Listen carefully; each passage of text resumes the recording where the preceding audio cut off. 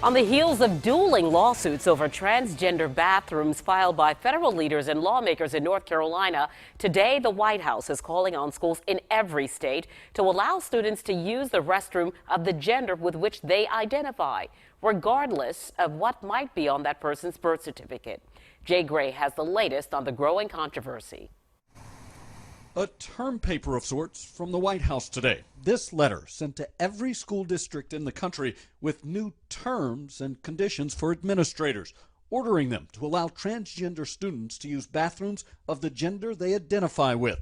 The challenge here is not to isolate anybody.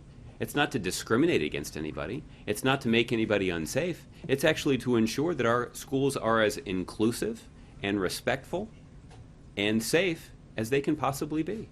The White House letter does not carry the force of law, but does warn that schools that don't comply could face legal action or a loss of federal funds. Well, in Texas, he can keep his 30 pieces of silver.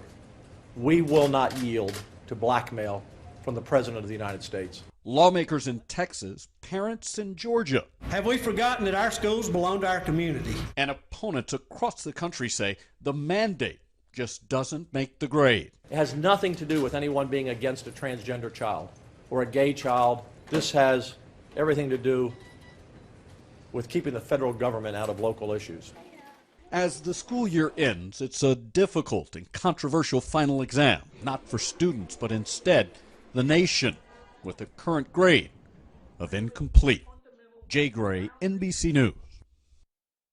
Well, we heard from Berkeley and Charleston County school districts on this particular issue, and both told us that they will work on solutions on a case-by-case basis for students.